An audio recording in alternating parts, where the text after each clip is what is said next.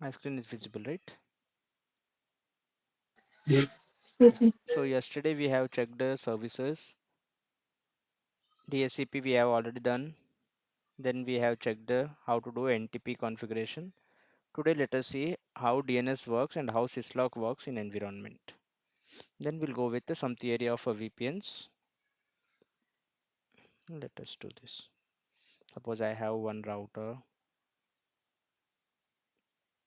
Okay, I have one switch. Then I have couple of PC.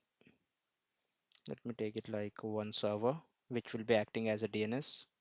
Then I will have one PC. Okay,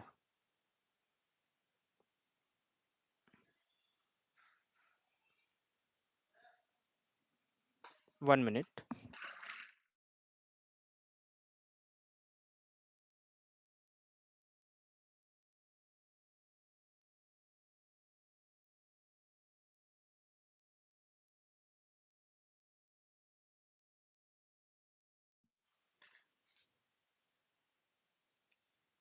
Okay, so here this is our connections. I'll configure a default gateway or a IP on a router. So what IP we are going to give? Let us see. 192.168.1.1 I'll give on a router. Okay, this will be on this gig 0/0 interface. Then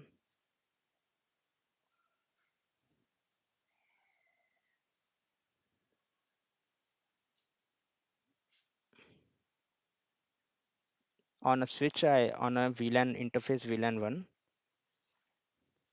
I'll give IP 192.168.1.10/24. Okay, this PC I will give 192.168.1.20/24. This would be our server 192.168.1.30/24. This server will act as our DNS server and our syslog server.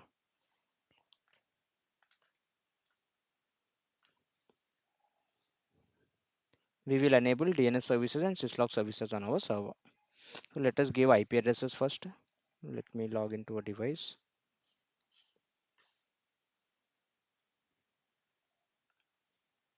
Now enable config T interface gigabit 0/0/0 192.168.1.1. No shutdown. That's all we need. We don't need anything routing protocols as of now. Then on a switch, we will configure interface VLAN 1, interface VLAN 1 IP address 192.168.1.10. No shutdown. Then if you see show VLAN brief, all ports are part of VLAN 1 only as of now. So we don't need to do any port configuration also. By default, all ports would be part of a default VLAN 1 only, right? Let me do on a PC. First, I'll give one default gateway 192.168.1.1. DNS server as of now I am not giving. Then I'll give fast Ethernet IP 192.168.1.10. Sorry, 1.20. Okay, that's all we need. Now let me open a server. Config default gateway 192.168.1.1. DNS server not giving anything. 192.168.1.30. Okay, now nothing. See now what we need to do. You see on a server there is a services, right? Under services we can enable this many services on our CCNA labs. So I'll go to syslog service first, and you see a syslog service is enable or on by default. Now what we need to do, see by default what happens, whatever logs are there that will be saved locally in a switch or router. So what I need, I'll go to config terminal, logging. I need to give what is a logging host actually. So it will not save on local device, it will send all the logs to our server. So our server IP address we need to give where we want to save all the logs. Okay, That's all. Now save. Same thing I'll do it on a router also. See, syslog is usually used for routers, switches and all, not for computers. Again also I'll give logging. Before that, let us see what is happening. Show logging. You see, as of now there is no IP address for logging or anything, right? So that means it is locally logging. Now let me do it one thing. Logging host 192.168.1.30. Again we will see show logging. Now you see logging to this particular device, this particular IP address. Previously we did not find any such thing, right? See, previously there was no logging to IP address or anything. That means it was locally logging. Now we are having a logs on our particular machine. Now let us go to server again. Let us see in couple of minutes what will happen. Syslog, nothing. Now let me do one thing. I'll go to router, config interface gigabit 0/0/1, no shut. So this particular event happened on a router now, right? Now let us go to again config services DNS syslog. You see there is some message came from this particular IP. And what is the message? Gigabit 0/0/1 change state to up, right? This type of messages usually comes whenever there is any event. This type of messages comes on our syslog server. Now if I shut down that particular port again, no shutdown, sorry, shutdown, it went to down now, right? In couple of seconds we should get that particular error also. AAA syslog, you see now change state to up. This is a change state to up only as of now. We should get it in couple of seconds. Let us see what is this message says. Okay, now we got it like interface 0/1 change state to administrative down. A same message you should see on our router also. You see, change state to administrative down, correct? So like that you will get all the error, all the logs, even on a switch. Suppose if I shut down any interface, fast ethernet 0/5 shut down, administrative went down. So let us see in some time.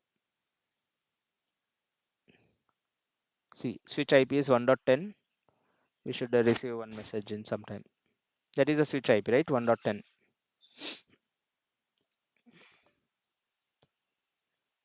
Syslog not yet received.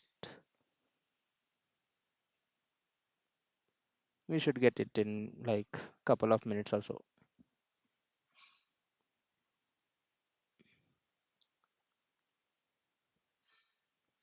Let's see what is logging on a switch also. Show logging. So logging on 1.30. Okay.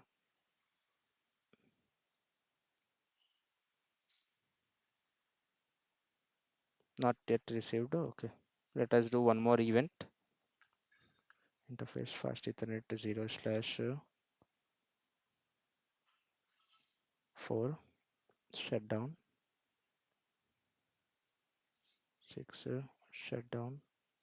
Now let us see show IP interface brief. Okay. 3 interfaces are shut down now.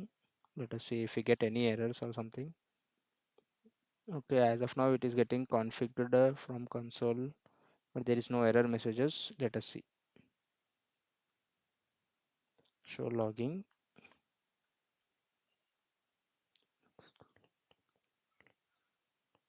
Logging level informational. Okay.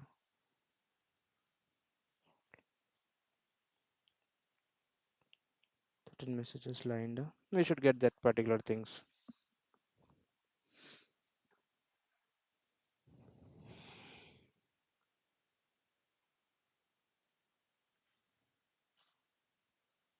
Let me do one thing.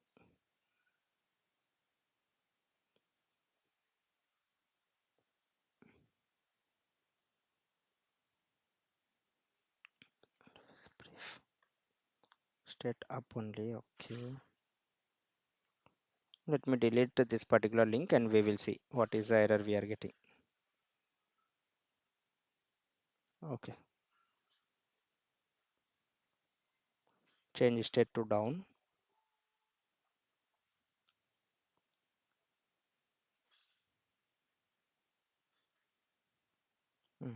You see that particular ports were already down, so we were not getting that particular error message. But now you see when I delete particular link went to down. You see fast Ethernet change state to down. Like that we will get error messages whenever any event happen on a switches or something. Okay, is it clear how syslog works in your real-time environment? Now we have link up again, so let us see if we get that particular error also.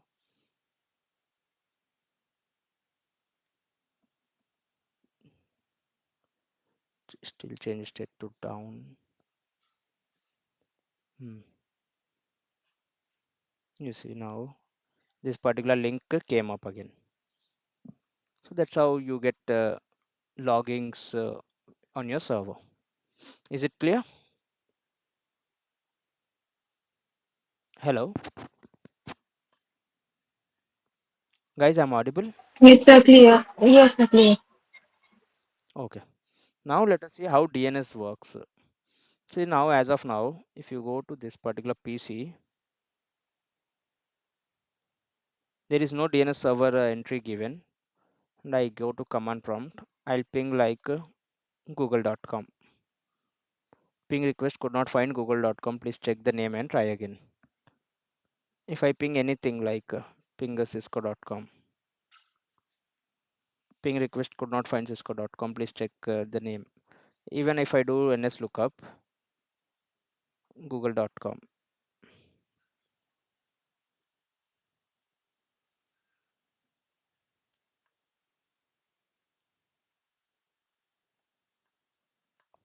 What happened?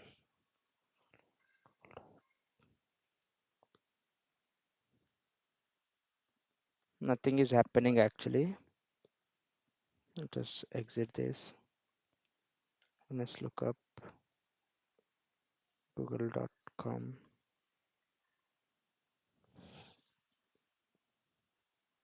No entry or nothing is happening, right? Because we do not have DNS server. What I can do, I'll on this particular server, I'll remove this. On this server, under DNS services, I will on DNS services now. Okay. Now let us do one thing. On a PC configuration, I'll give the server IP as a DNS server. So whenever the DNS resolution wants to be happen on a PC, it will go to the DNS server now. Unknown or can't, as of now we are not able to find. Previously we were not even able to try because we did not have a DNS server. Now we are not able to find. Now see, whenever you have a DNS server, there would be something we call it as a records. 1 minute, hold on. DNS will have some a records. A records means, suppose I am trying to find a google.com. On a DNS server I will have a record for google.com. What is the IP? This is your, we call this as a FQDN, fully qualified domain name. In front of fully qualified domain name, DNS server will have the IP of that particular domain name. Suppose if I give this, so whenever the machine, the end machine tries to resolve google.com, the user will, or the server will resolve this particular google.com with this particular IP. The server will send that Google, if you want to go to google.com, please go to this IP, like that. Okay. Now let us do some manual A records on our server. I'll add it like name google.com. Whatever IP you want, you can give in your lab 8.8.8.8. Then if I want like my.com, then what is the 192.168 1.30? This is my.com, that cisco.com. I can do it like 4.4.4.4. Add. I will add 3 A records. Okay. Now let us go to PC again. NS lookup google.com. Now you see google.com resolution is happening, and it is happening from this particular server. If I go to cisco.com, cisco.com also having a DNS entry of 4.4.4.4. This is in our lab environment. In your real-time environment, the NS lookup address would be the real address, whatever you want. See, this is not the google.com actual address.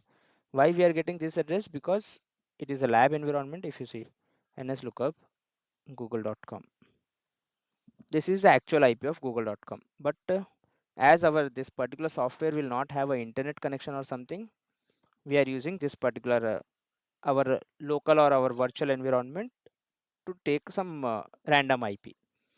Even if you see ns lookup dot, it will have some IP. We can create as many A records we want. If I delete one A record, that particular ns lookup will not happen now. See, could not find. If I add again, it will happen again. Okay, even if I change this A record,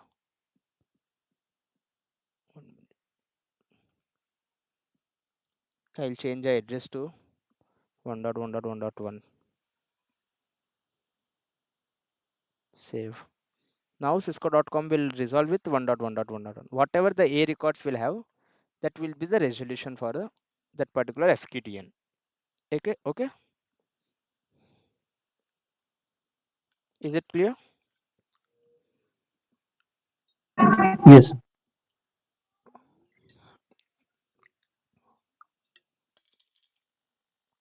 Okay.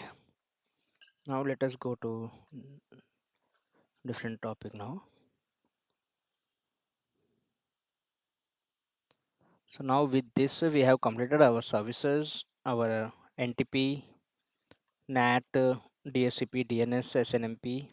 See, even if you don't want to do a DHCP on your router, you can go to this particular server and you can even create your DHCP pool also. Okay. Better you try from a router, then you try from this particular server. See, you can do it like what should be your start IP, what should be subnet mask, maximum users, you can give it like 254 or 250. Service, let us on this service, add it. Pool name already exists. Okay, 1 minute. Let me do it in this way. Default gateway. Remove this pool. Okay. Okay, this is already there, but default gateway is not added here. I'll add a default gateway on this. 192.168.1.1. Then what should be DNS server 192.168.1.30. Okay, save this. So this is our DHCP pool now. Now what I can do, instead of giving a static IP to this machine, I can go to config. First, I will give it like a DHCP. Settings also, I'll give it like a DHCP. Default gateway and all. Okay. Previously we had a 1.20 IP. Now let us see what is the IP of this machine now. IP config. See, now I am having a IP of 1.2. This is my subnet mask. This is my default gateway. If I want IP config slash all, I'll get even what is my DNS server and everything. This is my DNS server, right? So like that, you can use your server also for a DHCP settings. Okay, is it clear? Usually, whenever you are working in an organization, you will not use a DHCP for a router or a switch. You will use a server for a DHCP server or DNS server. Okay. Okay, then let us remove all these things now.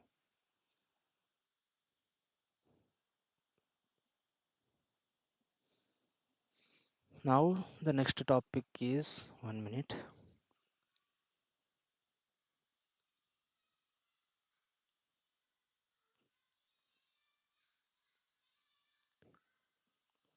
So in general in any company you will use two type of VPNs. One is site to site VPN, one is remote access VPN. What is site to site VPN? Let us understand. See, now you have two branches of your organization. Okay, one branch is in Delhi, one branch is in Bangalore. This is our Delhi office where you will have your router or your firewall. Okay, then you will have your some switches.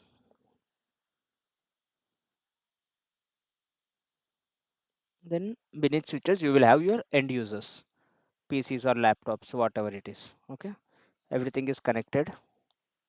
This is connected like this is connected like this, or it can be connected like this also. Okay, now you have an internet provider, ISP internet. Same thing on this particular side also. You can have a router, firewall, everything. You can have some switches. This is your end users connecting to a switches. Then you will have one firewall.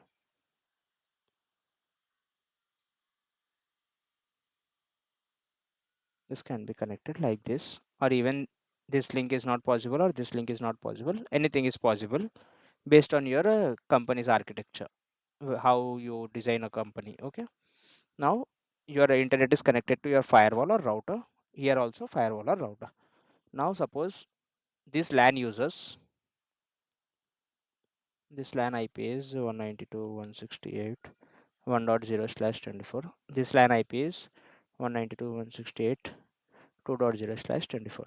Now suppose this LAN wants to communicate with this LAN, or this branch wants to communicate with this Bangalore branch. Okay, this user and this user wants to communicate with each other. As this is a private network, this is also private network, and internet will have a public. This is your public network. This is also your public network, right? This will be your public IPs. Here you will have a public IPs, correct? Now whenever private IPs are going through a public IPs, ISP cannot route this traffic, right? ISP can only route the traffic of public networks.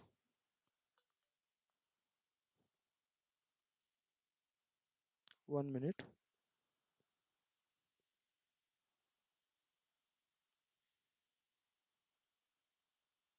One minute, hold on.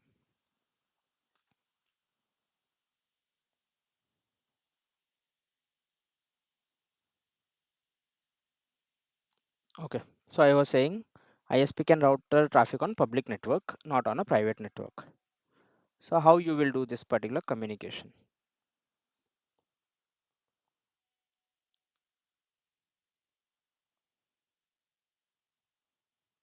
Okay.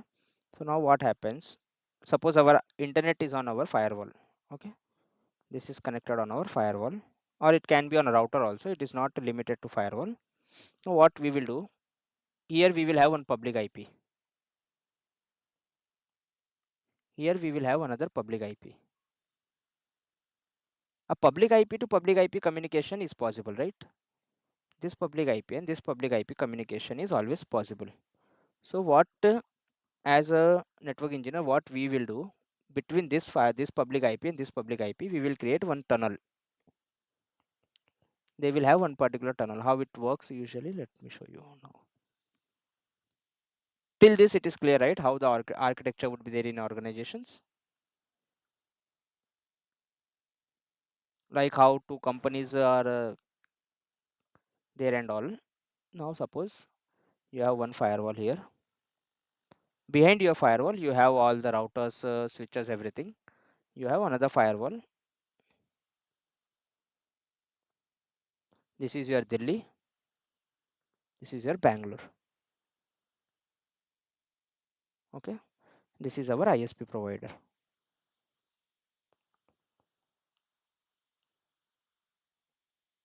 Now this is your public network, this is your public network. So now what we will do, using this public network, we will create one tunnel. We will have one particular tunnel. Inside this tunnel, we will have a private networks communicating. So what happens? Traffic will come to this particular firewall with a private. Okay, and using this tunnel, what he will do, the ISP will only see a public IPs, but behind the tunnel there would be private communication happening. Okay, and it will go to this particular firewall. Firewall will open a packet. He will see I have traffic coming from a tunnel interface.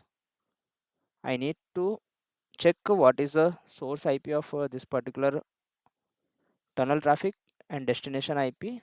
Then I will send it, and the source and destination of a tunnel traffic would be private.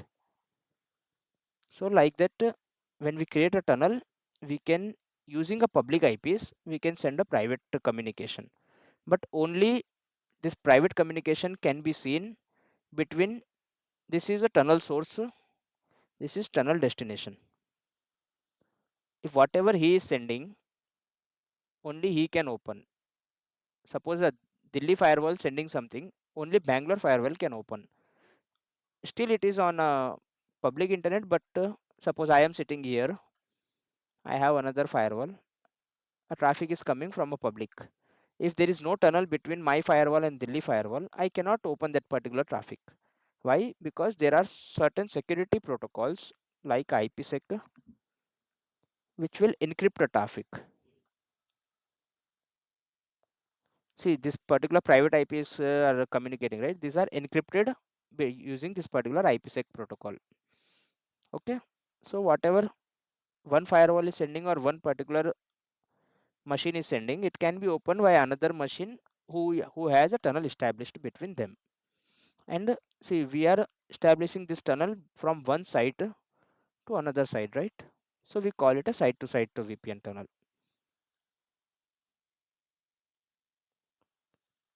Okay. So whenever, suppose in an interview you get to know, someone questions you what is a site to site VPN and in what scenario we use a site to site VPN, you can clearly say them between two firewalls or between two companies. When we want a communication, you will use a site to site VPN. Okay. And the real site to site VPN configuration you will get to know when you are doing your CCNP or your security trainings. This is purely a security topic, but as a CCNA, you should know the theory part of site to site VPN. Okay, is it clear?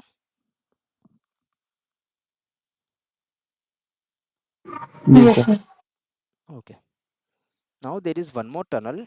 I'll come to that part now.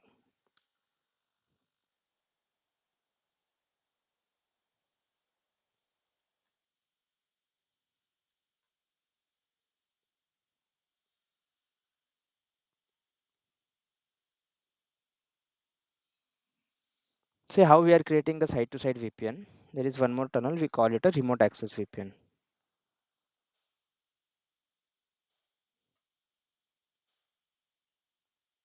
See, site to site VPN will be connected between two sites.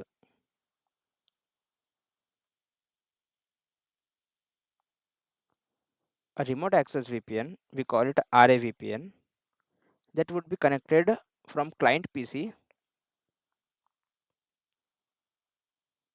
to organization firewall or router.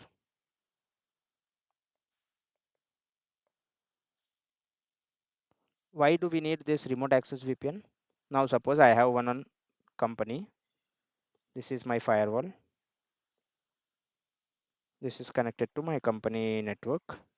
This is my switch. This is my company servers or something. This is server where I have some website. My company internal website or something. Then I have one more server where I have my company files, working files. Okay. Now I am not doing work from office. I am doing work from home, or I am on traveling, I want to connect to my company's server or company. I want to access my files from some hotel room or from some airport or somewhere. Correct? This time, as I am not from office, I will not be able to access this particular servers, because these are all private communication. This is private network, this is private network, and we have a internet connected. 1 minute.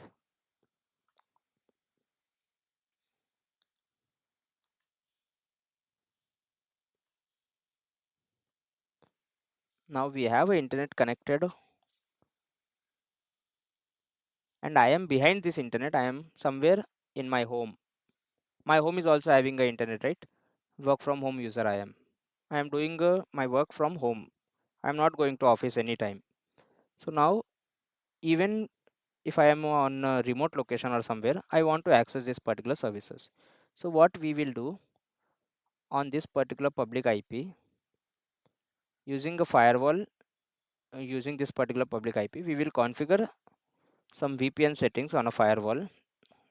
It can be two protocols when we do remote access. See, when we do site to site, we always use a IPsec protocol. But when we are doing remote access, it can be SSL or it can be IPsec. Okay, so using these particular protocols, I will configure RAVPN, and inside RAVPN, I will give private IPs.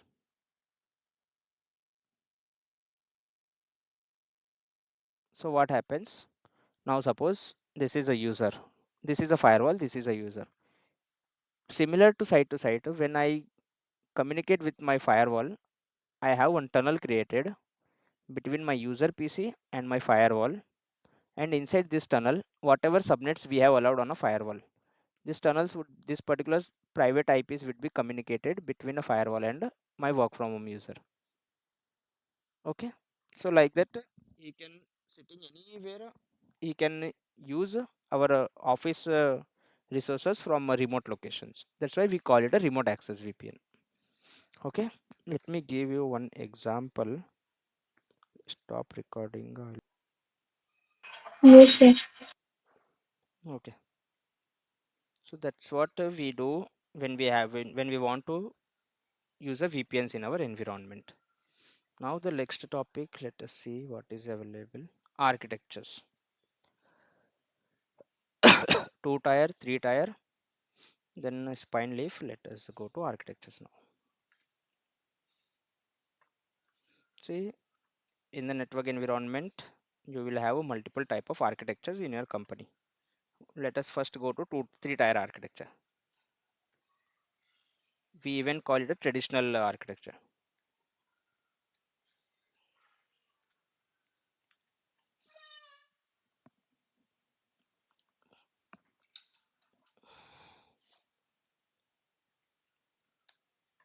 So how does a 3 tier architecture looks? We will have one is a core, then one would be a distribution, then one would be your access layer. On a core, you will have core routers. It can be 1, 2 based on our requirement. This is our core routers. Then on a distribution layer, you will have distribution routers.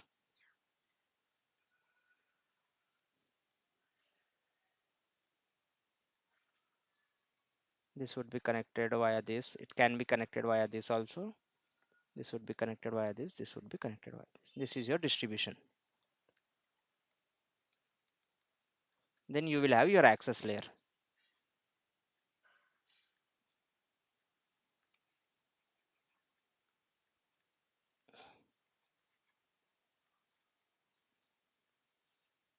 This can be connected. This can be connected here, here, here, then here, and this here. So on access layer, you will have your endpoints connected. PC, PC. Here also you can have PC. Here also you can have a PC. So in this particular architecture, you have three layers. First is a core layer, second is a distribution layer, third is a access layer. Then you will have one more thing, we call it a WAN, there where you will have your routers or your firewalls available in our organization. Okay, then your core switches would be connected to your firewall or your router. Okay, but we would be talking about this particular things which we call it a three-tier architecture. Core would be your high-end routers where it would be the performance and everything would be higher performance. Then distribution would be a little less performance, and core, whatever you are having a core, that would be a layer 3 switches or something. Distribution, sometimes it can be layer 3 or it can be a layer 2 also.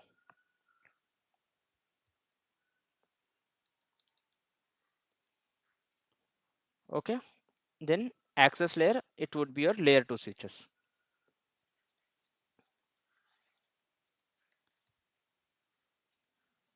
Distribution switches are used to connect your core and your access layers in an environment. Okay, 1 minute, hold on.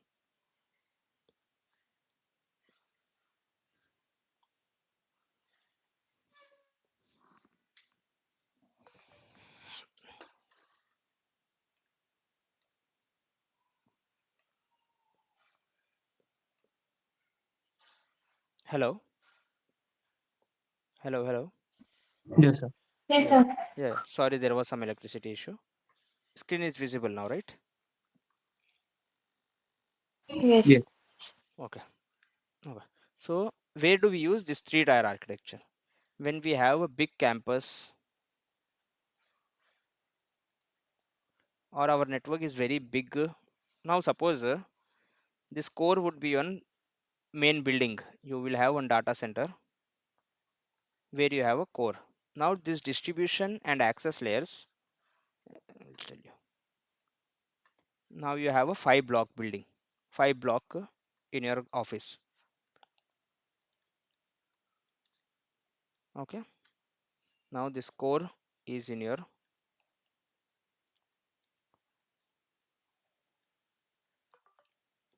this would be in your DC room.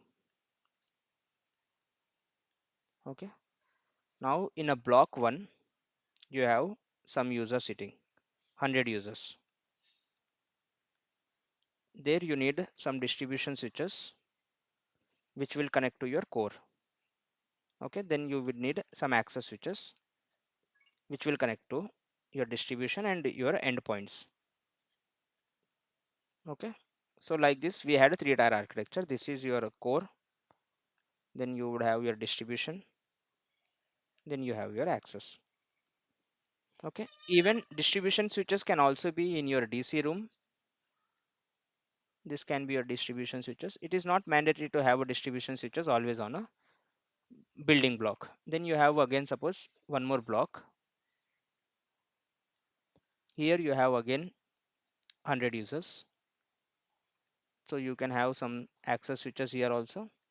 From a distribution it will go to your access switches.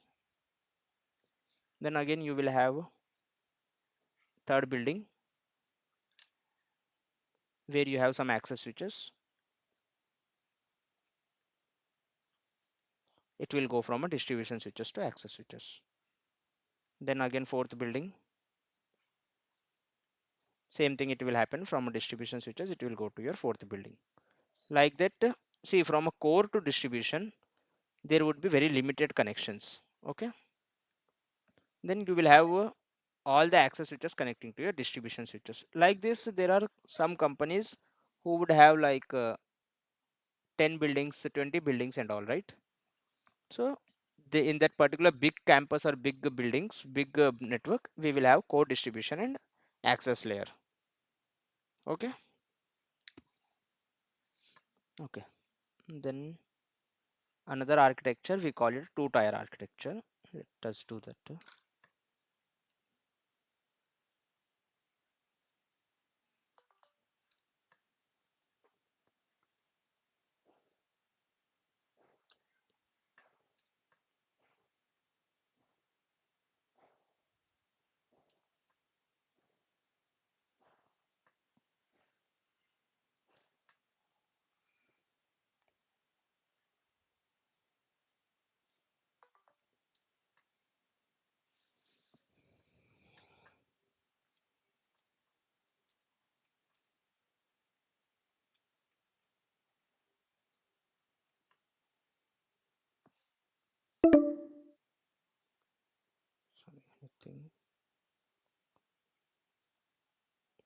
Okay.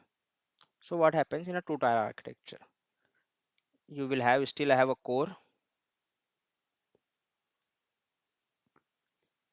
Here also you will have a core.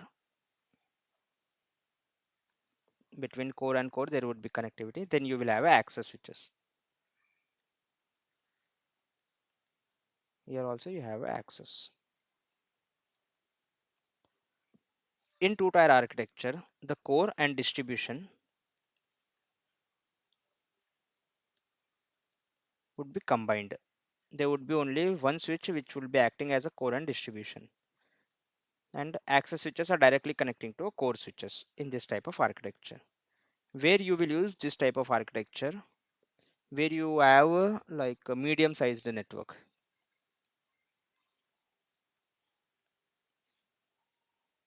Your VLAN gateways or your endpoint gateways, this PC should need a gateway, right? Would be configured on your core switches. Layer 3 gateways. You see in this architecture we have only two layers. First layer is core distribution, second layer is our access layer, right? Clear? So we call this type of architecture as a two-tier architecture. If we go to Google and see what is two-tier architecture, first let us see what is three-tier architecture diagrams. Images. This we can see. Core distribution. Then we have some access layer. Access layer where all our servers, all our endpoints are connected. It is not showing you correct three-tier network architecture.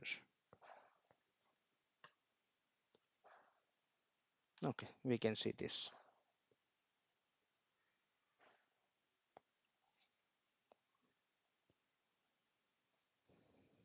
Let us go to one machine consent. Okay. Okay. You see in three-tier architecture, we have core layer, then we have a distribution layer where all our access are connected to distribution layer, right? Then we have access layer where users would be connecting. This is called a three-tier architecture. Then let us go two-tier architecture, two-tier network architecture. You see, core and distribution would be combined together and we will have an access layer in a two-tier architecture. Okay. Even you can see here two-tier architecture, collapsed network where you have core and the distribution, then you have some access layer. Okay, fine. Is it clear? Yes, sir. Okay. Then what else we have in architecture? Then what is a WAN? What is a small office, home office? Let us do that also.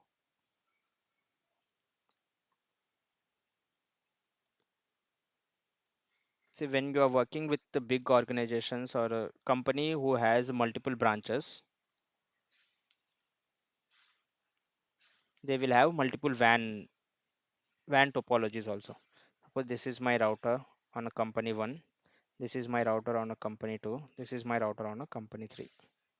So there are multiple ways to communicate between a branch to branch. This is my internet link. This is my private MPLS links we call it.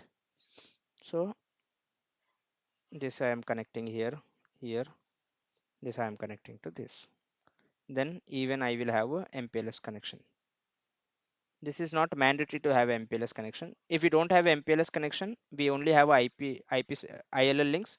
What we are going to do? We are going to create a side-to-side VPN. If we have MPLS connection, we don't need to create side-to-side VPN. We can have a private communication via MPLS links. See, MPLS is only used for communication between branches to branches. Public internet or internet will not work from MPLS connection. So this is your WAN topology, we call it. How your company's organization WAN is connected. what is your WAN topology. So in our organization, in our particular design, we have a ILL WAN connectivity for a internet purpose. Then we have a MPLS WAN connectivity for our private communication between branches, right? So that we call it a WAN topologies in our general scenarios. Okay. Then let us do one more thing.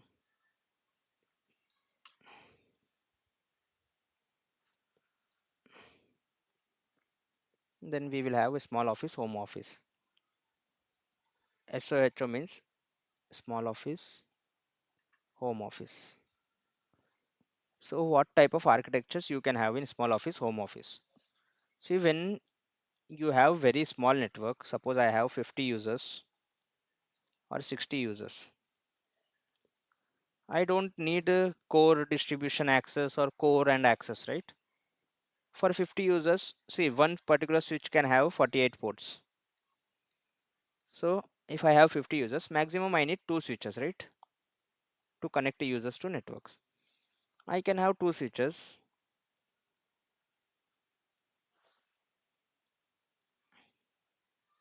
Switches are connected between each other. Then I can have one firewall or one router to connect to my WAN. This is my WAN network, internet. And this firewall would be connected to any of the switch, right? This is very small network. We call it a small office or home office network. There is no core distribution or anything, and end users would be connecting to this access layer. Correct? This is only two switches we have for a small type of networks. There is no requirement of a core distribution or access or anything, right? It's a see, every time the network design can be based on company's financial budget also. If you have a big network and you don't have a budget, even you can go with two tier architectures. There is no such thing like you only need to go with three tier architecture or two tier architecture. Okay, is it clear?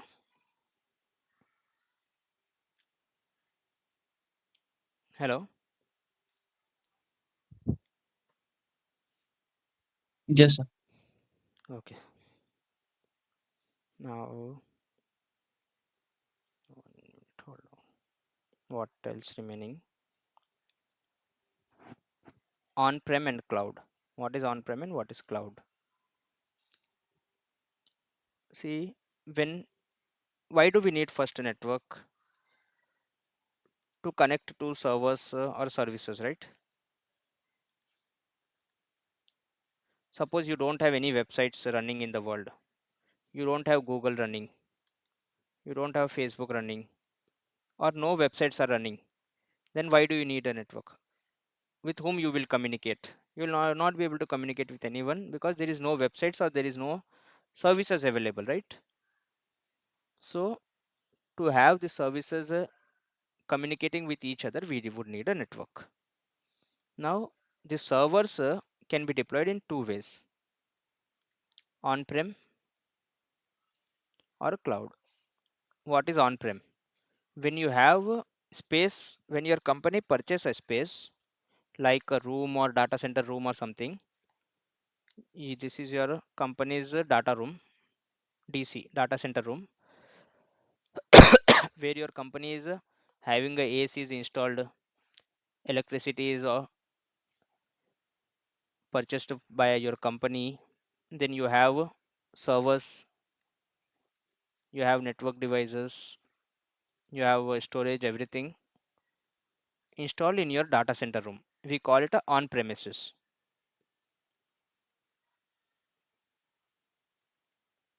Okay, we are purchasing a real estate place, a room. We are purchasing ACs, electricity, servers, everything is owned by us, and we are installing everything. So we call it a on-prem solution. Then what is a cloud solution? When you don't have any real estate thing, or you don't want to have a burden of servers, electricity and everything, then you will go to some cloud space. There can be anything like AWS, Azure, Google Cloud, GCP, Google Cloud. So where what you will have, you just need to log into Google, this particular provider's website. They will give you a server. The server is owned by Google or AWS. Suppose the server is owned by AWS, but you can take a part of this server. You can create your own services, your own websites and everything, and you will pay rent to them. You are paying monthly rent or a yearly rent, whatever you decide between your provider. And using their particular premises, their particular servers, their particular network devices and everything, you will just install your services. Okay, whatever services, your company's website, your company's files, anything. And you don't need to bother about electricity, AC, electricity, or don't need to bother about this real estate space and everything. You just go to clouds provider, take access of their particular cloud services, create your own services, website and anything, and you are done. You just pay them a monthly rent, whatever rent it is. Okay, so that we call it a cloud solution. Is it clear? Yes, sir. Okay, then we'll take just 5-10 minutes break. Then we'll start with one mega lab where we will configure VLANs, we'll configure inter VLAN communication. Then we will do some routing.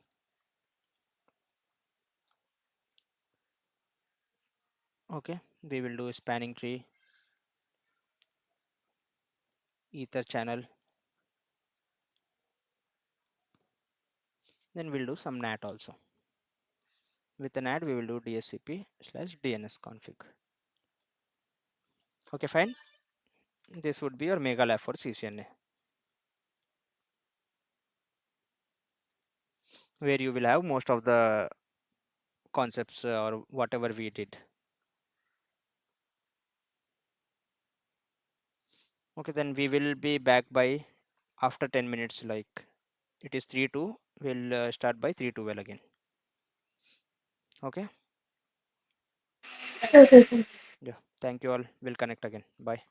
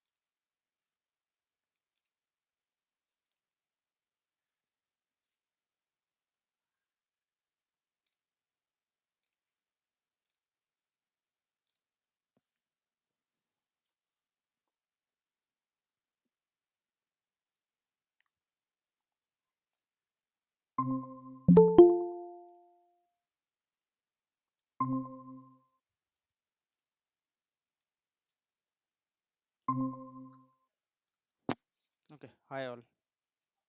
Let us do that lab now.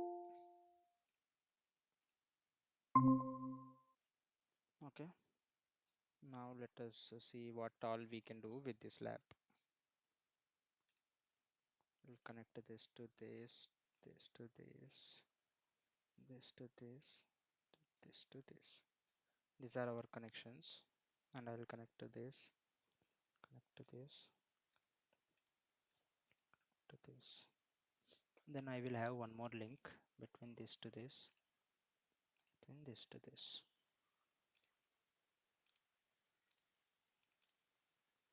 Okay, this is looking too crunchy.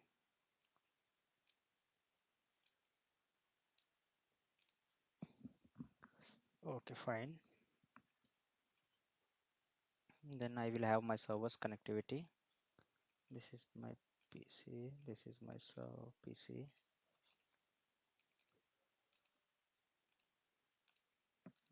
Okay, let me connect two more PCs here. 1 2 3 4. Okay,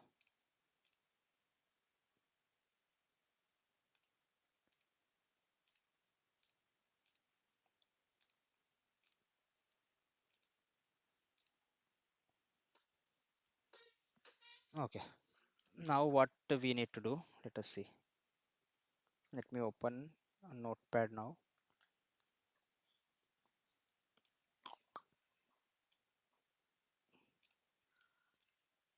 This network would be 192.168.100.0/24. Okay,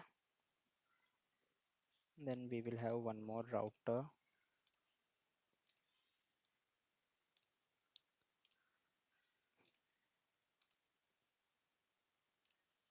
This would be our public 100.1.1.0/24. Here I will have one particular PC connected as a public network.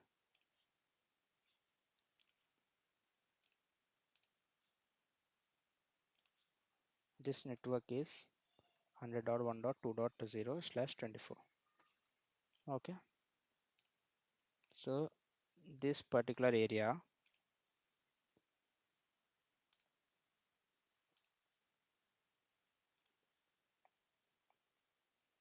is our office on environment. Okay, color is okay, and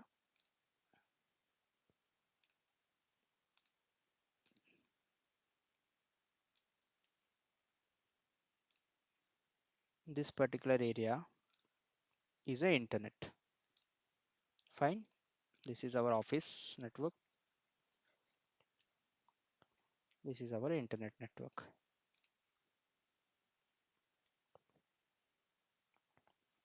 Now what all things we need to do now, we'll come step by step. First we will do our switches configuration, our layer 3 switch configuration. In a layer 3 switch, what I am going to do, I will create 3 VLANs, VLAN 10, VLAN 20 and VLAN 30. Why I need 3 VLANs? One VLAN I will keep it for server. See, I have one server, right? This is my server. VLAN 10 for servers. So now let us do a configuration straightforward. I'll go to config T, then VLAN 10, the name of a VLAN I'll give it like a servers. Then I'll create a VLAN 20. The name of this VLAN is users, IT users. Then I'll give one more VLAN,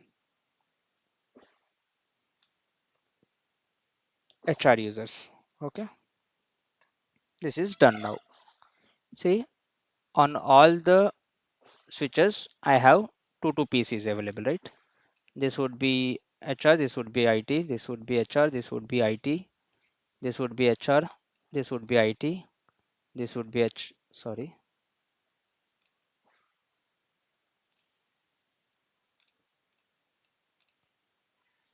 this would be HR, this would be IT. Okay, I hope it is clear, right? Guys, I'm audible? Yes, sir. Okay, so now this is a VLAN database creation. After that I'll create interface VLAN 10, IP address 192.168.10.1, description VLAN 10 gateway. Okay, for servers you can give your own description whatever you want. Then interface VLAN 20, IP address I'll give 192.168.20. VLAN 20 gateway for users. Then we will do one more thing, VLAN 30, 30.1, VLAN 30 for users. With this we have created VLAN 30, VLAN 10, 20, 30 gateways. Okay, now what I need to know how many ports are up. So we have fast Ethernet 0/1 wide is okay, fast Ethernet 0/2 3 4 5. So I will create 2 3 4 5 as the trunk ports. Interface fast Ethernet 0/1 to 2 to 5. Switch port mode trunk, switch port trunk, allowed VLAN all. Okay, this is done. Now we need to understand each port is connected to what particular thing. Before that I will give device also a host name. Before configuring this VLANs I'll give it like host name layer 3 switch. Okay, then I need to give all the switches a names also. This is done for layer 3 switch. We have created interVLAN, we have created this. Okay, then I need to create one more VLAN, VLAN 50, name WAN connection. Okay, this is done for VLAN 50 WAN connection. Then I'll go to interface VLAN 50, IP address 192 dot what we have decided 100 dot. So I'll create instead of VLAN 50, I'll create a VLAN 100, 168 100.1 255.255.255.0. Description: connection for a router. This particular VLAN we are using for a router to layer 3 connection. See, this particular VLAN 100 we will use for our layer 3 switch to our router communication. Okay, done.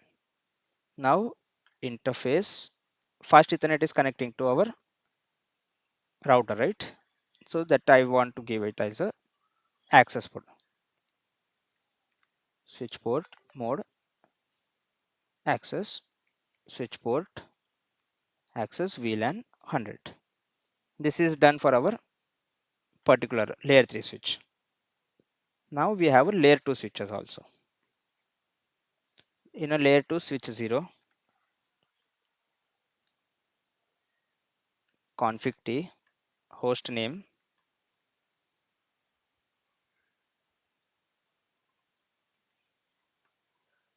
switch 0.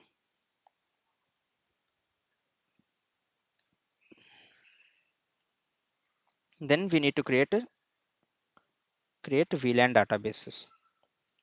For that I need to create a VLAN 10. I already have it in a layer 3 switch. I will copy paste same thing.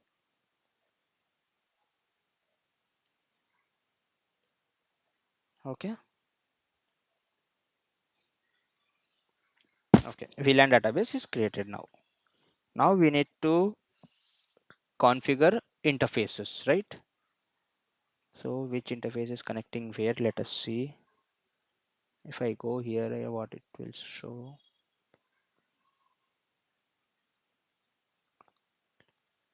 I'll not be able to see what is connected where actually. Link is up and all it is showing, but where it is connecting it will not show.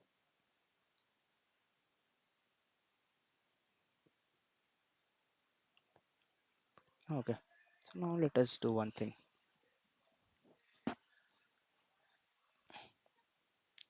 Fast Ethernet 0/896. Okay, interfaces configuration we will do one by one on all the devices because we don't know what interface is connecting where, right? Let us log into this particular switch once and we will complete this switch configuration. No, enable config t. Now I have all the configurations ready, right? I just need to copy paste it. I'll do it like a host name, then VLAN database. Maybe sometimes the commands can be wrong also. Then I'll go to interface VLAN 10. Let us see if the commands are right. Okay, commands are right. I'll do all the copy paste again. Interface VLAN 2030. Okay, let us do this first. With this, I have interface VLANs communication done. Then I'll do fast Ethernet 022, copy paste. Okay, you see there is some command mistake. So I need to go to again interface range, switch port trunk encapsulation .1q. Copy encapsulation .1. Sorry.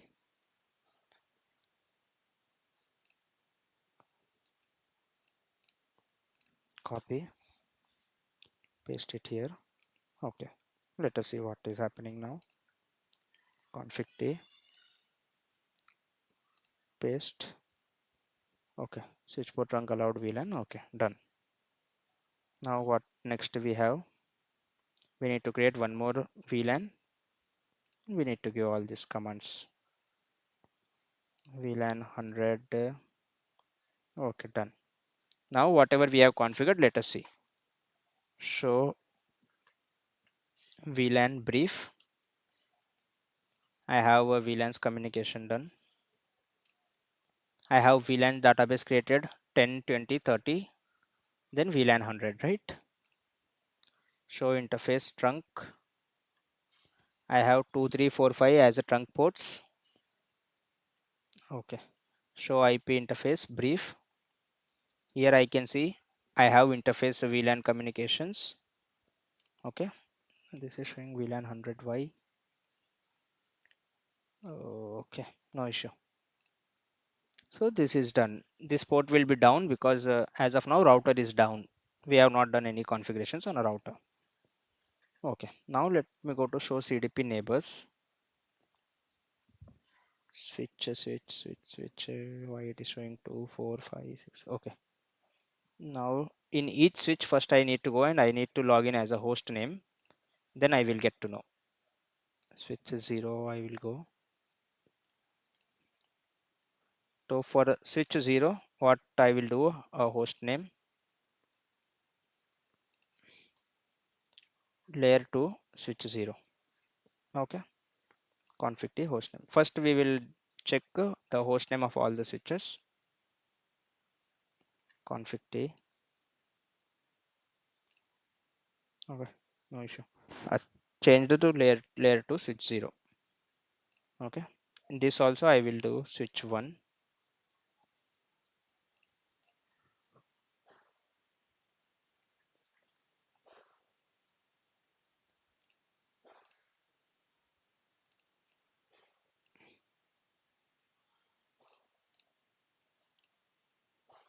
Okay, instead of layer 2 switch 0, I will do it like a layer 2 switch 1.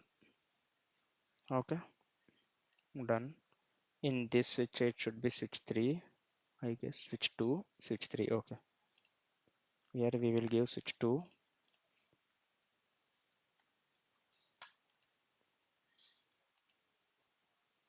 Switch 2.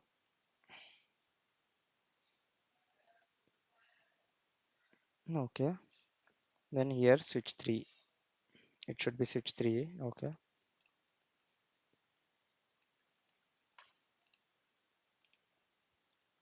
why I am giving this? Because to check a CDP neighbors of all the switches now. Okay, done. Now I'll go to switch 0 again. Show CDP neighbors. So what all things? This is a old neighborship, no issue. It will go down. So layer 3 switch is okay. So two ports are connected to switch 1. Two ports are connected to switch 2. Right? This is switch 1. That is switch 2. Okay. So now I need to note down this particular ports also. I'll do it here like on a switch 0. Switch 0. Port number fast ethernet 0/1 and 3 connecting to switch 1, because we need to do port configurations also, right? Then fast ethernet 0/2 and 4 connected to switch 2. Okay, is it clear? Layer 2 switch 1 and 5, sorry, layer 2 switch 3 and 5.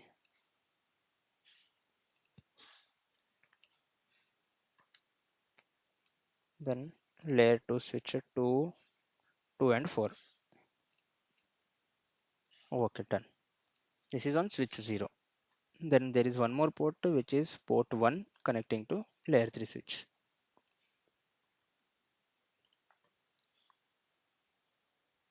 0/1 connecting to layer 3 switch. These ports are done for switch 0, but it would be very confusing. Let us do one thing. Let me delete all this.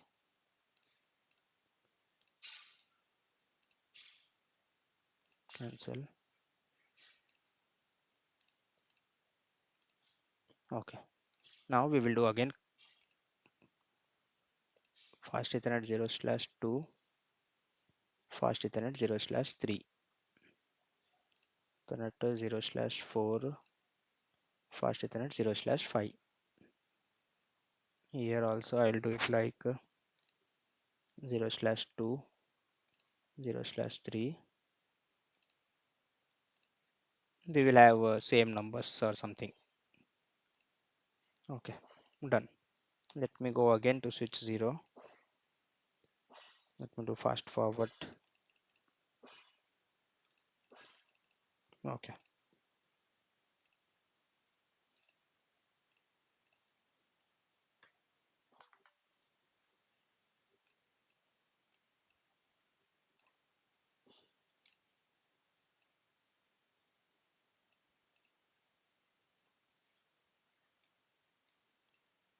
So CDP neighbors.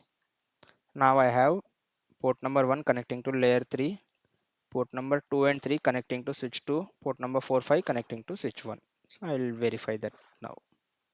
Port number 1 connecting to layer 3, then 1 minute, hold on. Port number 2, 3 connecting to switch 2, port number 3 and 4, sorry, 4 and 5 connecting to switch 1, right? This is done for switch 0. Same thing I need to verify on switch 1 also. So CDP neighbors,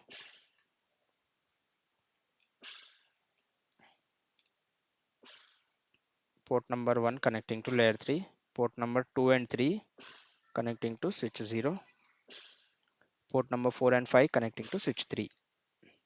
Okay, done. Same thing I need to verify on switch 2. So CDP neighbors, this was switch 1,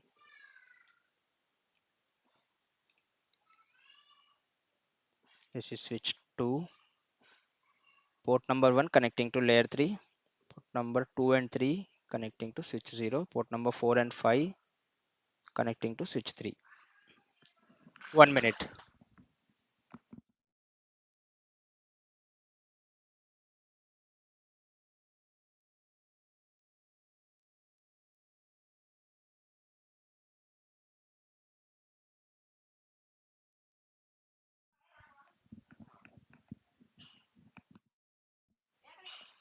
Okay, 1 minute.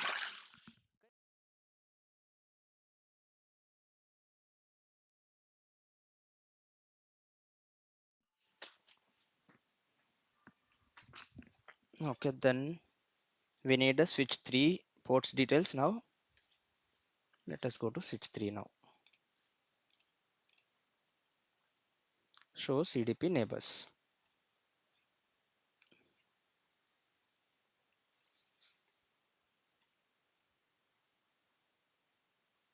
So we have switch 3, port number 1 connecting to layer 3 switch. Okay, port number 2 and 3 connecting to switch 2, and port number 4 and 5 connecting to switch 1. Okay, now we will configure this particular ports of all the switches.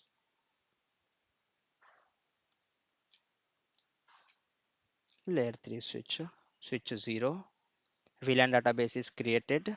Then I need to create VLAN port numbers, particular port numbers. Interface range fast ethernet, sorry, fast ethernet 0/1 to 5. And what are the commands we have? This should be the commands. Okay, switch port trunk encapsulation dot one queue. Then we would need each port configuration. Later we will do that. Similar thing I will do it on all the switches. Switch 1, layer 3 switch 1, same range, right? Port number 1 2 3 4 5, 1 2 3 4 5. Every port has the same numbers 1 2 3 4 5 only. Okay, so the configuration would be very similar on all the switches. Only thing is, later when we are doing a description of interfaces, we will see that it is not mandatory to do that. Then switch 2, layer 2 switch 2, encapsulation dot 1 queue. Then similar thing on switch 3 also.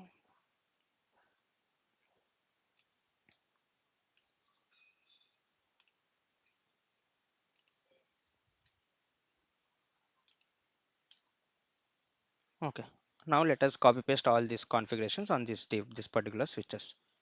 Let me go to switch 0, config t, hostname already configured. So after hostname, whatever things we will copy paste. Switch 0, VLAN database, and this particular thing. Okay, done. Encapsulation dot 1 queue, it is not taking. Switch port encapsulation.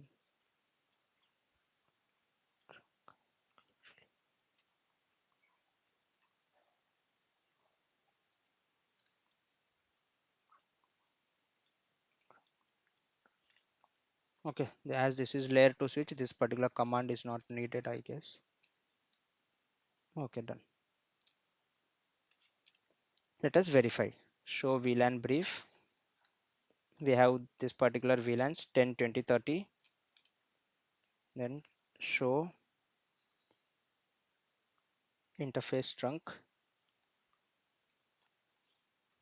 We have fast Ethernet 1 2 3 4 5 as a trunking ports. Save. We are saving this. Same thing I'll do it on switch 1 and remove this particular thing. VLAN database.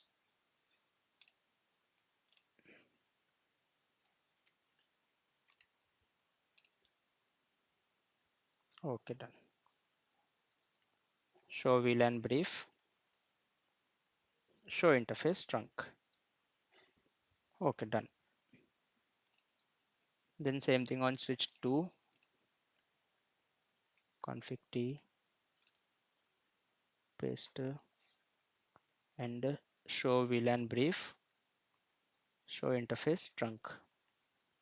Okay, this is done now. Same thing on switch 3. We already have a commands copy pasted. We just need to paste it. Show VLAN brief, show interface trunk. Okay, done. Let's save this. Now we need to configure access ports. So what is access port? This is fast Ethernet 0/6. We'll do it one by one. On switch 0, interface fast Ethernet 0/6, switch port mode access, switch port access, VLAN 10. As the server VLAN is VLAN 10, right? Then description connected to server. Okay. Then we will have one more port which is 0/8. This would be IT, 0/7 would be HR.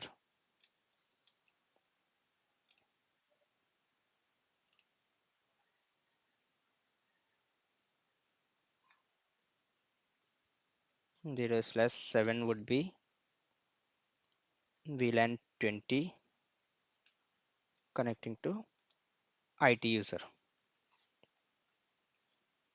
0/8 would be VLAN 30 connecting to HR user.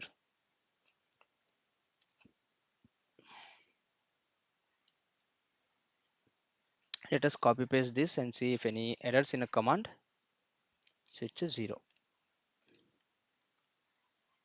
config t, paste. Okay, done. Again, show VLAN brief.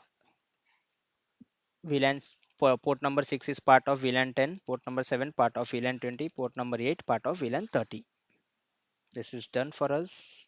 Save this.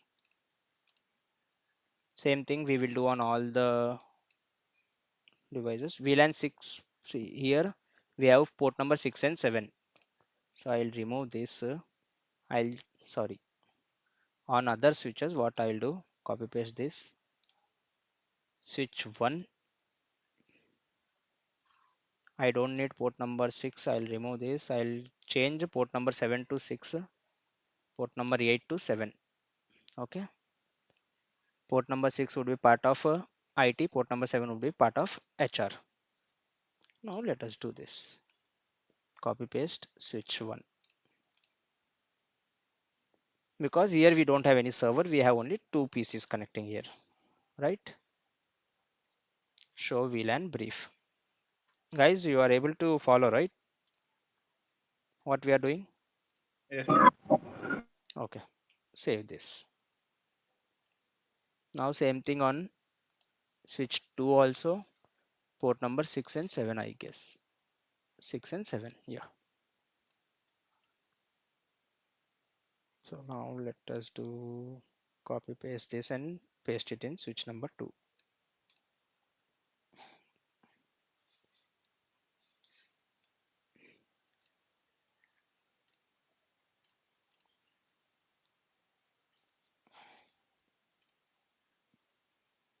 Okay, done. And show VLAN brief. Okay, done. Save WR.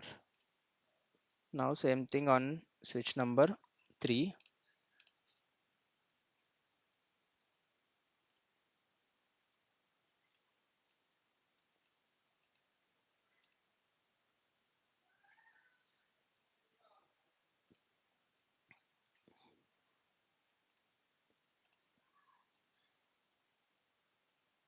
WR show VLAN brief. Okay. Now our switches configuration is done. Now let us configure DHCP and DNS on this particular server. After this, what you need to do?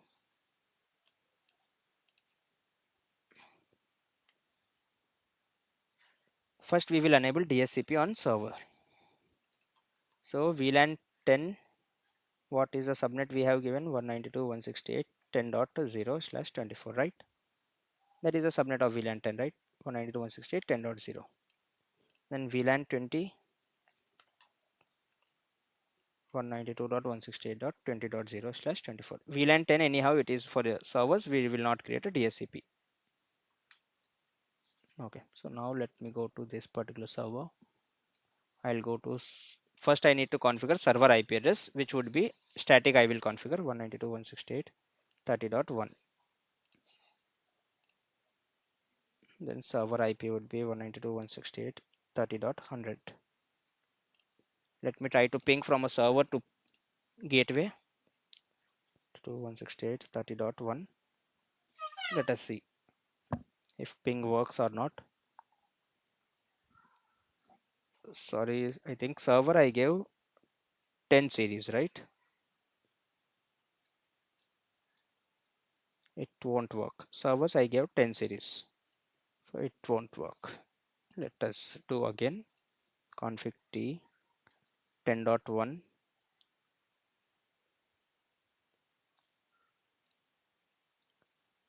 10.100. Okay, now it should work. 10.1 it is pinging. Okay, done.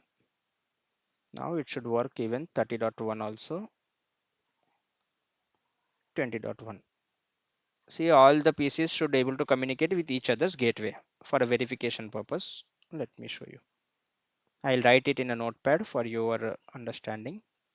We'll create it in a new notepad now.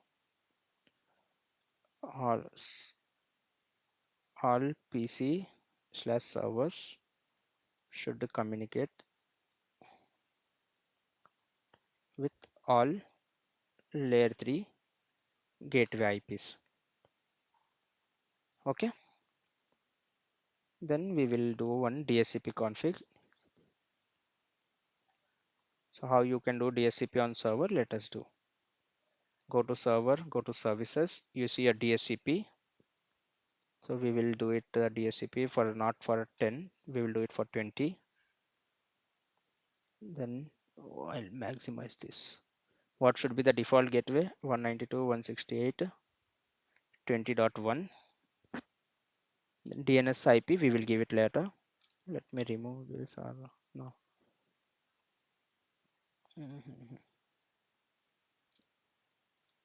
Change it to 20 dot then start IP is okay.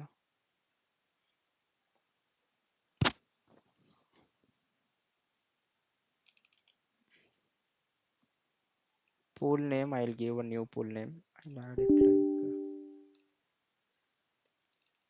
like VLAN 20 DHCP, then a gateway 192.168.20.1. This is okay. Add it. I have added VLAN 20. I'll remove. I cannot remove this. This is local, no issue. Then I will add one more thing, VLAN 30 also.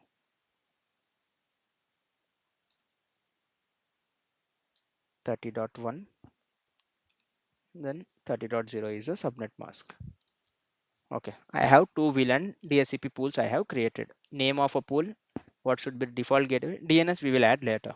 What should be the IP addresses of this particular thing. Okay, now let me go to this particular PC, this particular switch. What I need to do, I have created interface VLAN 20 IP helper address. You see this helper address, what this helper address will do, requested, see when the PC wants to have a DHCP request, he will go, this will go to this particular, his particular VLAN gateway, and on a VLAN gateway whatever helper address we have, that particular VLAN gateway will send the DHCP request to that particular server. If I don't give DHCP request, what will happen, let us see. I'll go to this PC, I'll go to config, I'll choose it like a DHCP fast Ethernet also, I'll choose it like a DHCP. Let us see if I get any DHCP IP config. I don't have any DHCP, that is a PIPA IP I am having as of now. This is not the IP we want, right? So now let me go to again switch. IP helper address, what is our server IP? 10.100. Okay, done. Now one by one on all the PCs I will do a DHCP enable. Just go to DHCP settings and do a DHCP enable. You should get a DHCP IP in couple of minutes. On this PC also I will do the same thing, DHCP under settings, DHCP fast Ethernet DHCP. Let us see in some time what we are having. Same thing I'll do here, config fast Ethernet DHCP settings global DHCP. Okay, let us see on fast Ethernet interface VLAN 20 I have done, VLAN 30 also I need to do same thing. 30 IP helper address 10.100 ping 192.168.10.100. Okay, done. Same thing I'll do it here, config fast Ethernet settings DHCP. Okay, here also I'll do same thing, config fast Ethernet DHCP settings DHCP. Okay,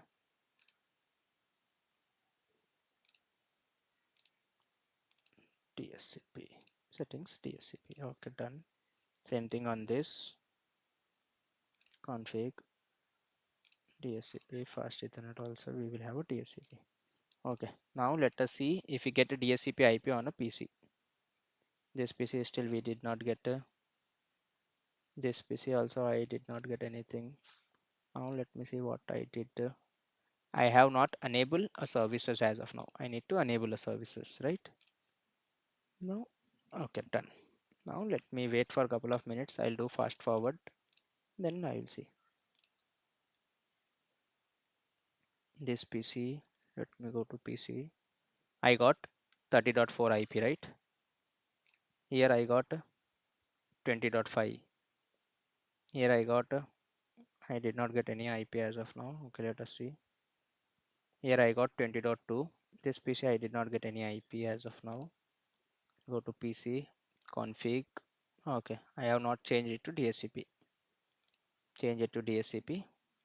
Under settings also I will change it to DHCP. I got some IP 30.5. Here I got some IP 20.3, 30.2, 20.4, 30.3. So all the PCs we have a IP address now, right? Sorry. Now you see every PC has some IP address assigned. If you go here, PC, desktop, IP config, we received one IP 30.4. Here if you go desktop, command, IP config, we received some IP 20.5. So every PC has some IP address now available, right? With them, you see 30.5, 20.3, 30.2, 20.4, 30.3. Okay, done. Now with this, we have done our DHCP part. Check DHCP on all PC working. Okay. After that, we need to do ether channel on our. Before that, let us do spanning tree. Verify which particular switch has a spanning tree root. Which switch is acting as a spanning tree root? Let us see. I'll go to this switch. I want to make this layer 3 switch as a spanning tree root switch. Show spanning tree VLAN 1. So this particular switch is not acting as a root switch as of now. The root bridge ID is 0001. Okay, this is a root ID. So we will go to any switch and check.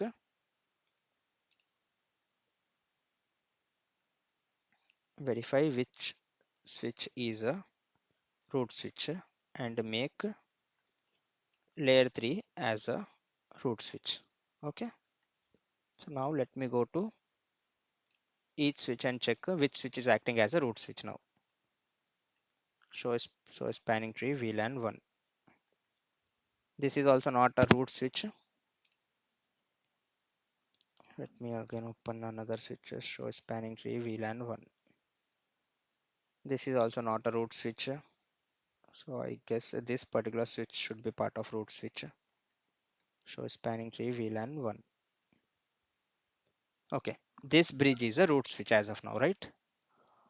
So I want this switch should not be a root switch. I want layer 3 switch as a root switch. So what we can do, command to make a layer 3 as a root switch, change priority root switch, and this should be there for all 3 VLANs. So let me go to layer 3 switch now. Spanning tree VLAN 1 priority 4096 I will make. Then spanning tree VLAN 10 I need to do. VLAN 20 I need to do. Then VLAN 30 also I need to do. Now show spanning tree VLAN 10. This switch is a root switch now. Priority 4096 we make. Okay.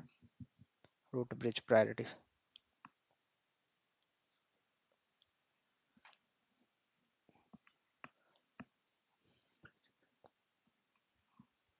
VLAN 20. Okay. Then VLAN 30. Okay. This particular switch is acting as a root switch now. So how you can do that? Let me copy paste.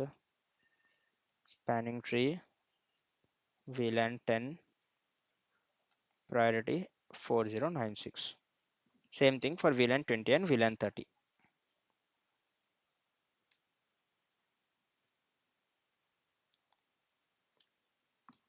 Okay, done. Now we have all the ports on this particular layer 3 switch is acting as a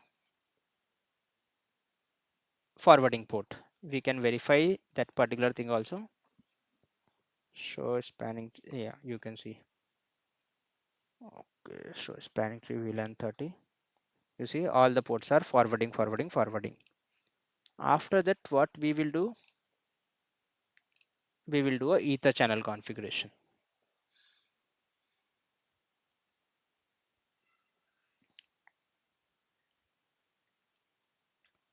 Layer 2 switches. Okay. As of now, you see a layer 2 switches are acting as all the. So now what I will do? I'll disable this particular links. See, as of now, these links are working fine, right? From switch 0, fast Ethernet 0 is going to layer 3. From this switch also, fast Ethernet is going. All the switches fast Ethernet is going, and remaining ports are in a blocking stage. So I will make all this as a forwarding stage, and from switch 0 only layer 3 will communicate, and all the remaining ports layer 3 will shut down. So now let me go to switch 0 again. No, I do not go. I'll go to switch 2, config T, interface fast Ethernet 0/1 shutdown. Okay. Now if you see, fast forward, here this is in a forwarding stage and one in a blocking stage. Same thing I'll do on this particular link also.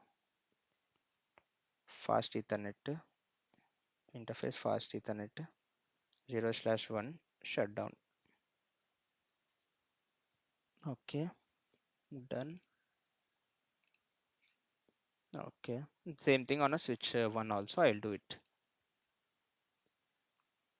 Interface fast Ethernet 0/1 shutdown. Now let us see for a couple of minutes. Let us wait.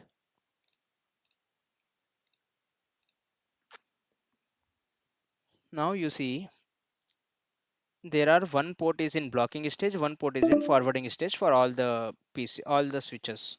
Let me go to switch 0 again. Switch 1, let us see. So spanning tree VLAN 10. One port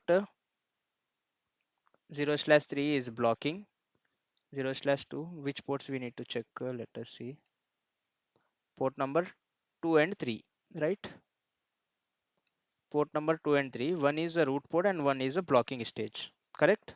So I want both of them to be a root ports. So what I'll do, between switch 0 and the switch 1, switch 2, I will create a ether channel configuration. How we can do? Let us go to switch 0 now. Config T, interface range, fast Ethernet 0/2 3.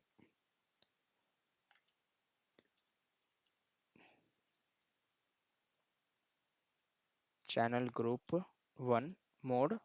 I'll do it like a on. You can even try desirable auto and everything. We have done everything now. Show spanning tree. Sorry, VLAN 10. You see, as of now, port channel 1 is in listening stage. Let us see. Listening. I'll do the same thing on other switch also in couple of minutes. Before that, show ether channel summary. Port channel 1 SU. U means what? Capital S means it is a layer 2. U means in use. P means in port channel in use. I'll do the same thing on the other switch also. 2 and 3. Okay. Let us see again.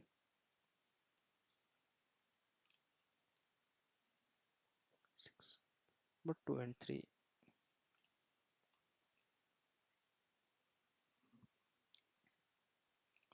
So ether channel summary P port in use. S means layer 2. U means port in use. Okay. Let me do it the same thing on my switch 2 also. Then we will see. Show ether channel summary. As of now there is no ether channel. Config t interface fast ethernet 0/2. It is 0/2 and 3, right?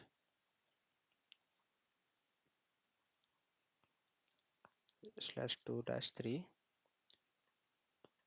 channel group 1 mode on. Done. Show ether channel summary. Okay, now we have both the ports. Now let me fast forward again. Now you see both the ports are in forwarding stage, right? Previously it was in blocking stage, now it is in forwarding stage. Same thing I'll do between switch 0 and switch 1 also. Let us do the same thing now. Switch 0. Here also you see one port is in blocking stage. Config T interface range fast ethernet 0/4-5, right? Channel group 2. This time I'll take a different number because port number channel group 1 we already taken. Mode on. Show ether channel summary. Okay, I'll go to switch 1. First let me check show CDP neighbors. What ports are connecting to switch 0? To switch 0 we have port number 3 and 4. Sorry, port number 2 and 3 is connecting to switch 0. Config T interface range fast ethernet 0/2 and 3.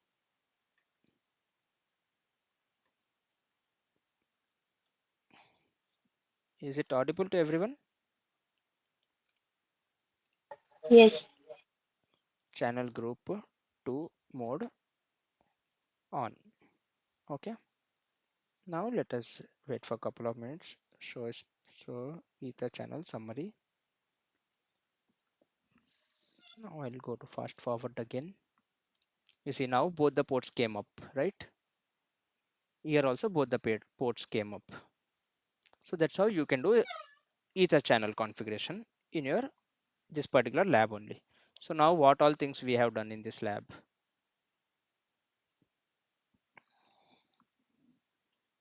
VLAN configurations we have done, then inter VLAN communication we have done, then a spanning tree, then a ether channel. Okay, now let us do some static routes also. For this I need to do router configuration. Let me open a router. No. So what all we have? Interface gig 0/0 0/1 for router 0.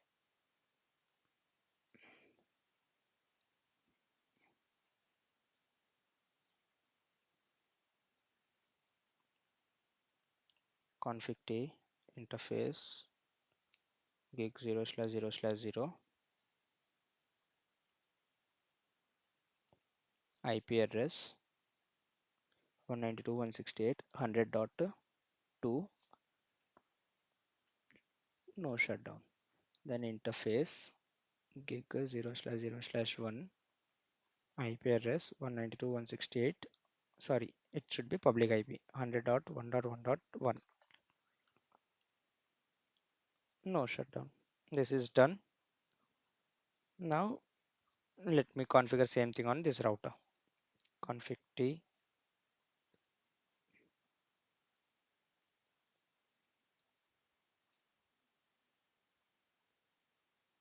okay, show IP interface brief. I have both. Let me ping 192.168.100.1. This is my switch port, right? This should be pinging in couple of minutes. Let me fast forward. As of now, no ping. That port is came up now. Okay. Let us see. Gig 0/0/0 is connecting to what actually? Okay, gig 0/0/0 only.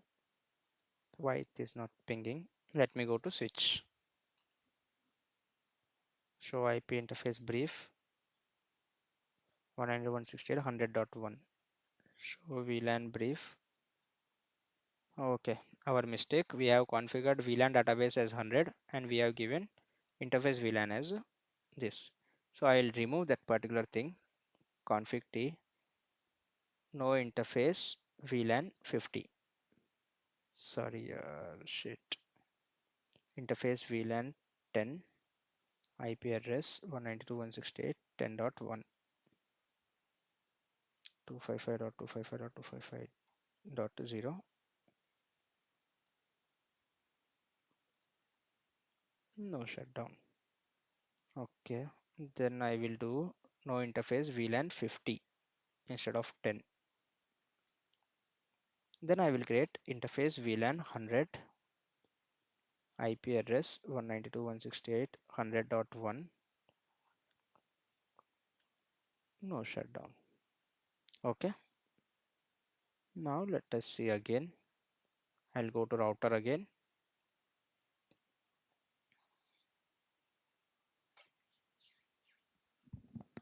Now from a router I am able to ping switch, right? Now see, on this switch, on this router I need to give 3 static routes. IP route first for 192.168.10.0. Next hop would be same 192.168.100.1. This is for VLAN 10. Same thing for VLAN 20 and VLAN 30 also. VLAN 20, VLAN 30. These 3 routes I will give on my router. Or else the route will not work, or whenever the users wants to go to internet, this will not work or else, right? Okay, done. Now on this particular switch, I will give one default route towards our router because for the internet communication purpose. Before that, let us see from this PCs, well, I am able to communicate with my router IP. I'll go to one PC. Let us see.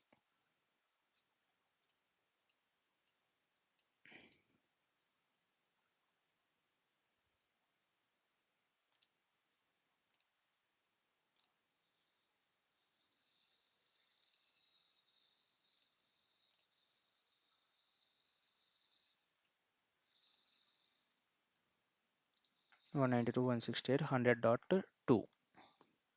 Let us see what will happen.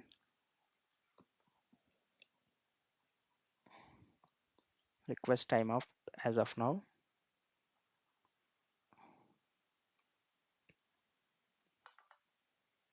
Let me ping 100.1. I'm able to ping 100.1, 100.2. Why I am not able to ping? Let us see. If the traffic is reaching till a router or not.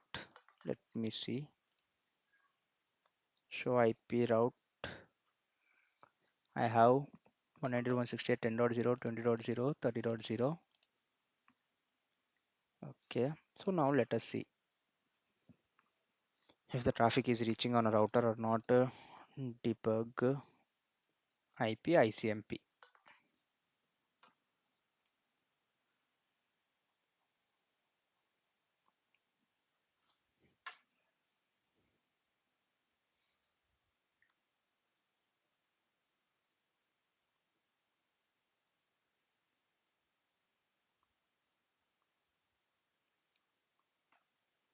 Okay, 1 minute, hold on.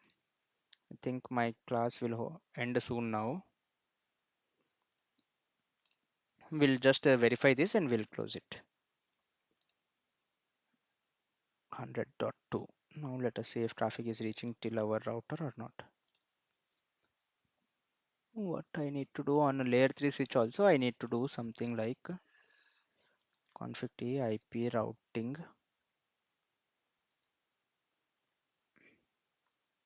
Show VLAN brief. This is a VLAN 100 actually. So I need to create a VLAN 100 database on these switches also. Let us see, we will do that. And now I am getting a ping route. I am able to ping my router also once I did the IP routing enable, right? Let me save this. Now we have couple of things pending, like we need to do default route for internet and a NAT configuration for internet. Okay, even if you want to, you can add some more routers. You can do OSPF or EIGRP also, but that is all major requirements you will have whenever you go to any company. Okay, these two things we will do it on a Monday, and we will close our class. It's almost very late today.